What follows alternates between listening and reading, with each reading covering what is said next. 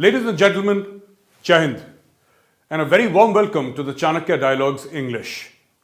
Today, we are going to discuss a very important topic, the introduction of the new uniform by the Indian Army. And my special guest for the day is Lieutenant General Syed Atta Hasnain, former GOC 15 Corps and also Chancellor, the Central University of Kashmir. Sir, very warm welcome to our show, sir.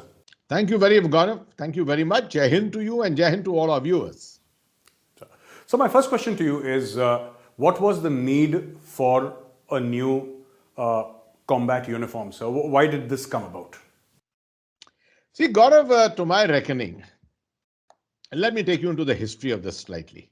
The first time actually the combat dress got introduced into the Indian Army was 1986-87.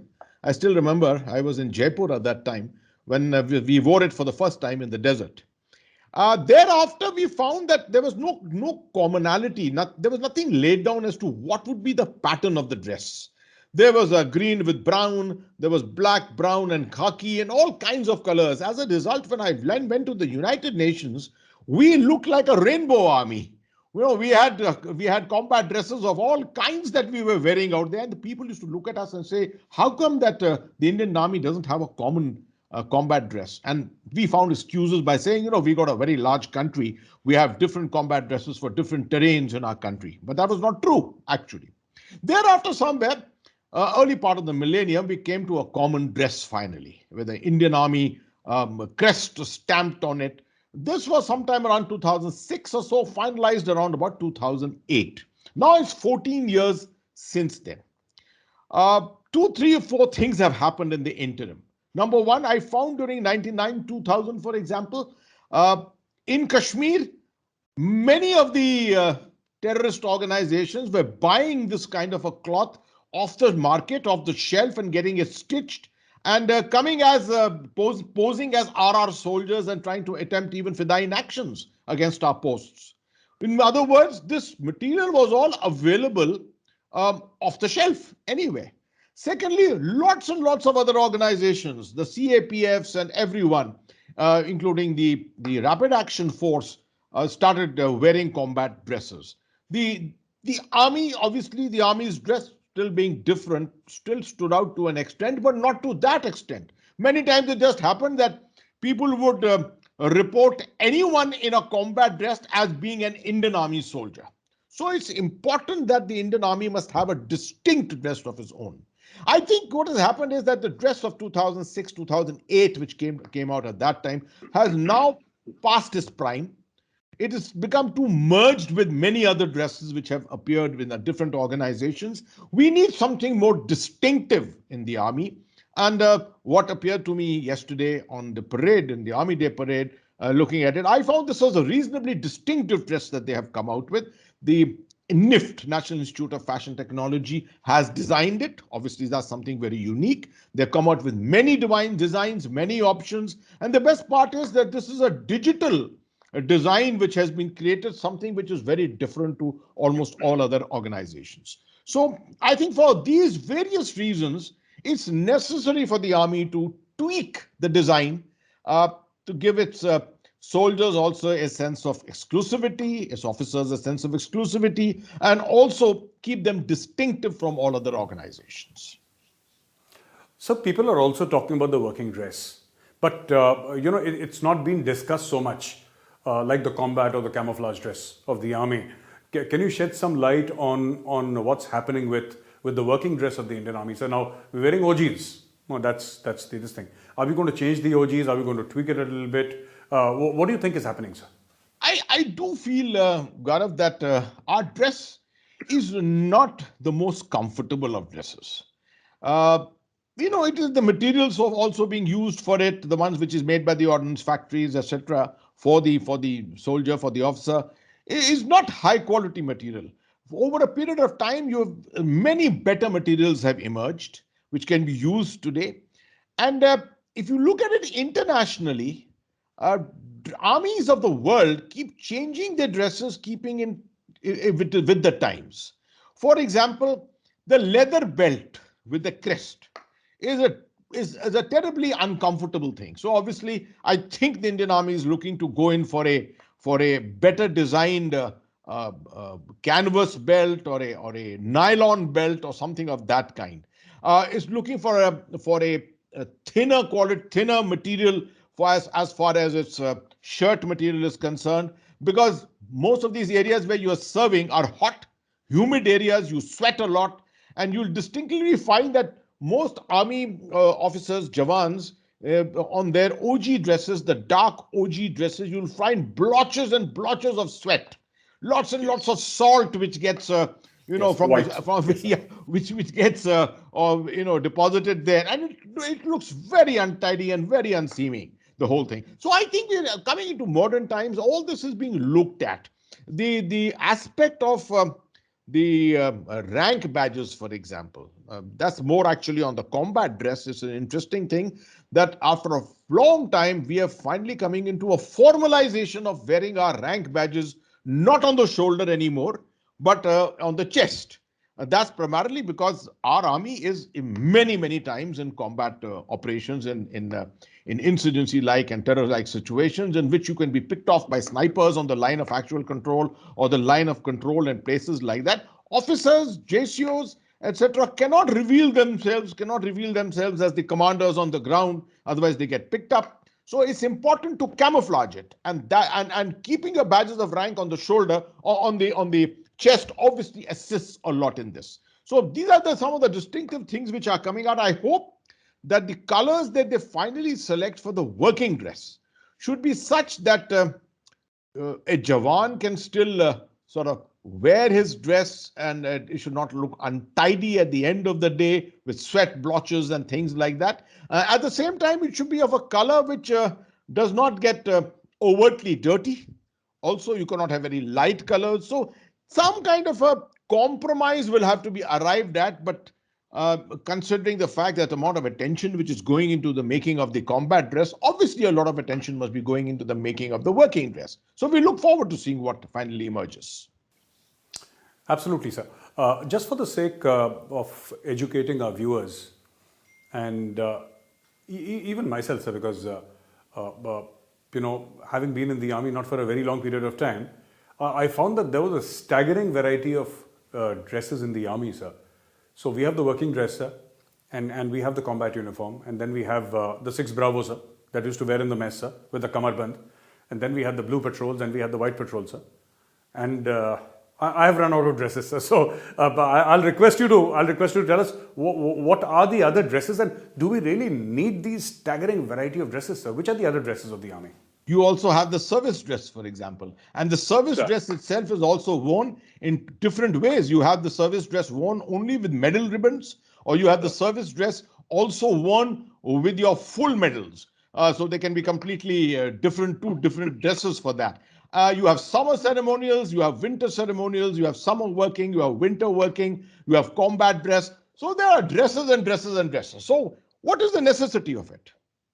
Well, number one, I do agree that having too many dresses does not promote efficiency in any way, and it forces unnecessary expenditure and time in maintenance of these dresses. So you have to come to some kind of a compromise formula by which you have to maintain a balance to have the right amount of dresses to project yourself.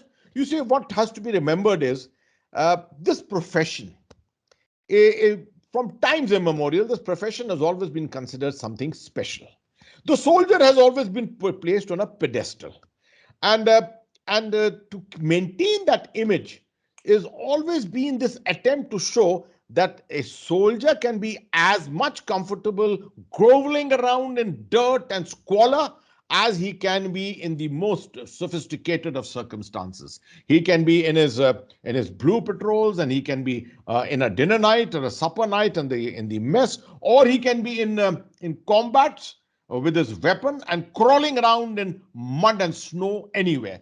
That's the range of activities which a soldier is related with, and therefore the dress, the manner in which he dresses up, actually projects his ability to move from one situation to another situation, and the ability to maintain his equilibrium and maintain his dignity. I think all this is very important for the soldier. It's not just a question of picking up a weapon and learning how to fire it and hoping that you will win in battle. It's a question of creating that ethos. It's a question of creating that style. The soldier, when he steps out, the community in which he lives must look up to him and say, here, this is a distinctive individual. This is a role model for society. That's the way soldiers are always looked at. And that's the reason why our dresses are accordingly designed.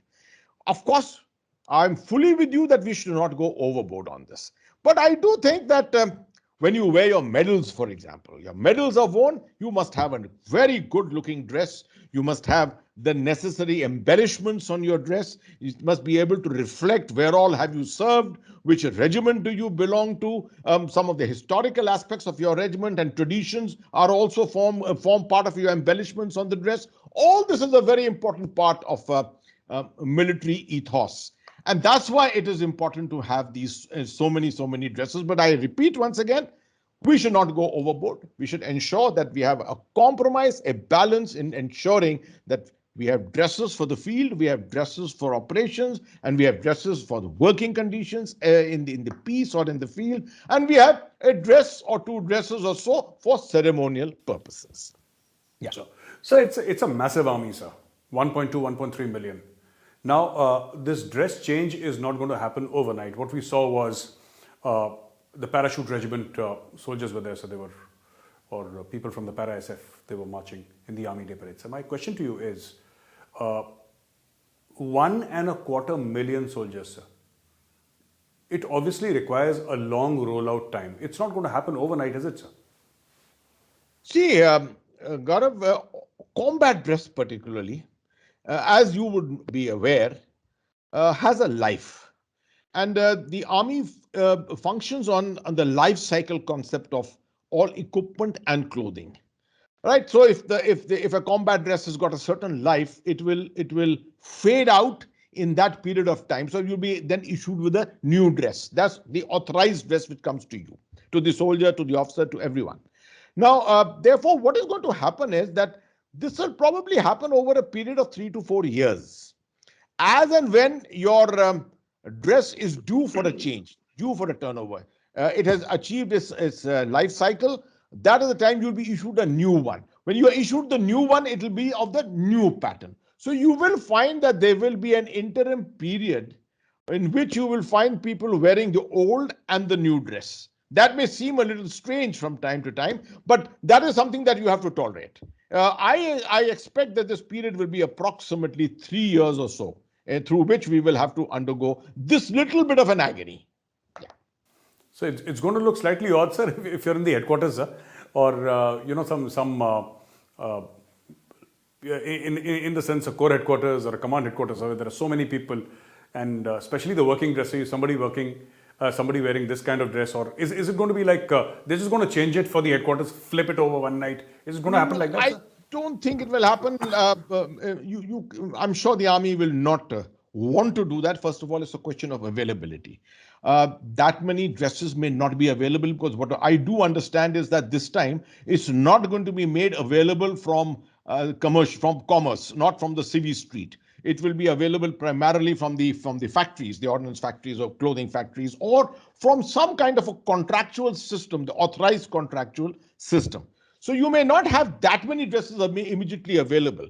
But possibly what may happen is that in some headquarters, particularly where people are, sort of static, where you have a lot of visits coming in and things like that, where it is also important to show some of the, the more what do you call aesthetical aspects of dressing in the army have to be projected.